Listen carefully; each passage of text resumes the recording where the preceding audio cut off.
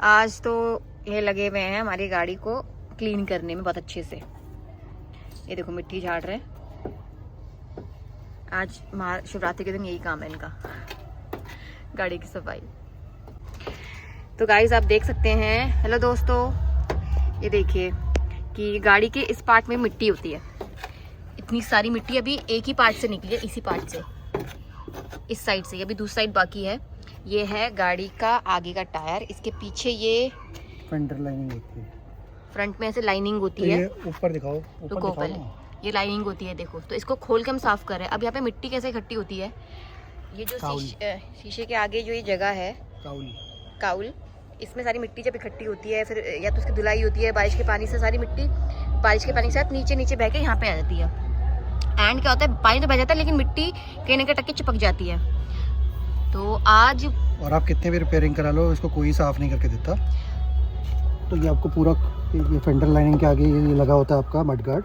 Normal mud guard खोलिए, पेच man रखा है, सिंपल खुल जाता है किसी भी पेचकस से। और फेंडर लाइन हटाइए एंड दैट्स इट। फेंडर, अब आप ये मिट्टी साफ़ कर सकते हो।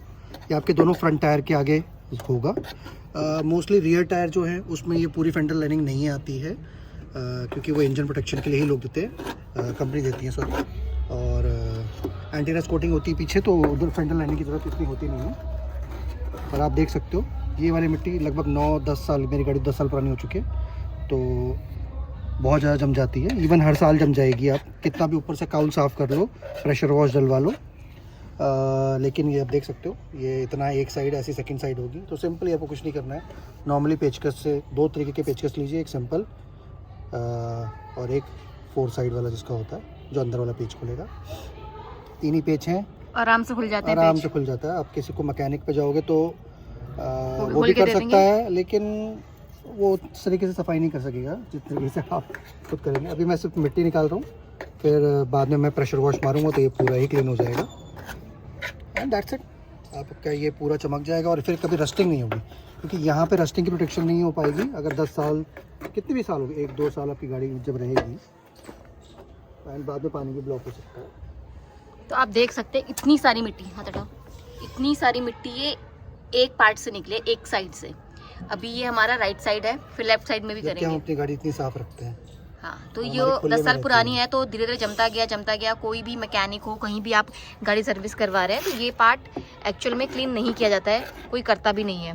बट पता नहीं आज क्या थॉट इनको आया, और इन्होंने जब देखा तो पीछे काफ़ी सारी मिट्टी थी, क्योंकि ये आगे से शीशा साफ़ कर रहे थे, उस हिसाब से उन्होंने नज़र गई इस साइड, तो फिर इन्होंने देखा कि काफ़ी मिट्टी है।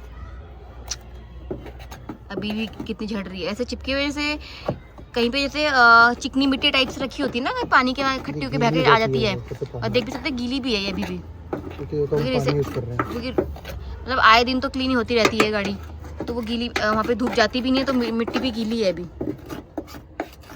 वो तो वॉशर का पानी भी आता ही है नीचे से ही, तो पानी तो निकल जाता है, लेकिन जो मिट्टी डेब्रिस है पार्ट, वो सारा यहीं ब्लॉक रहेगा हमेशा। तो प्लीज़ आप इसको ज़रूर साफ़ करें। Thank you. कर दिया ना? पहले लगा के नहीं, मैं वो ज़रूरत नहीं है, मैं बता रहा हूँ। कर दो स्टार्ट। हाँ, कर दिया। जब भी आप 2 तरीके के नट्स आते हैं बेसिकली फेंडर लाइनिंग में, या नॉर्मली आप कहीं पे प्लास्टिक के नट्स लगाते हैं, तो उनको खोलने का एक तरीका होता है, वरना ये टूट जाएंगे। वैसे तो आप इसको अलग से स्पेयर 2-5 रुपये में आप ले सकते हो, आपको इजीली मिल जाएंगे। बट आप नहीं चाहोगे कि आपका कोई भी नट ये क्लिप टूटे। तो क्लिप का क्या होता है, 2 तरीके की क्लिप होती है। एक ऐसे वाली होती है जिसमें पेचकस जम जाता है और फिर आप उसको घुमा के खोल सकते हो। दूसरी क्लिप जो होती हैं वो सेंटर पुल होती हैं। तो जैसे आपके पास रिवेट लगा हुआ होगा, आप सिंपली सेंटर पुल से उसको हल्का सा खींचेंगे, वो हाफ में बाहर आ जाएगा, फिर आप उसको खींच सकते हैं। आप डायरेक्ट खींचेंगे पूरा तो वो टूट जाएगा हमेशा। तो या तो आप एक्स्ट्रा रखिए, या फिर सबसे सिंपल, अगर आप नहीं चाहते हैं कि आपका एक पैसा भी खर्चा हो, तो फिर जो सेंटर वाली होंगी आप उसको पहले हाफ से पुल कीजिए, हल्का सा पुल हो जाएगा, फिर आप उसको नॉर्मल खींच सकते हो, वो आराम से खुल जाता है। एंड जिसमें बाकी पेच होगा तो वो आप पेच से खोलिए। तो आप देख सकते हैं किस टाइप का आपके पास क्लिप और रिवेट है। Thank you. हमारे तो ऐसे पेच वाले थे तो ये खुल गए, और कई पार्ट्स में हमारे जो है रिवेट वाले थे, तो जैसे इन्होंने बताया उसको हल्का सा पॉप करना पड़ता है, फिर आधा वो बाहर आता है, उसको फिर हाथ से खींचोगे फिर निकलेगा वो।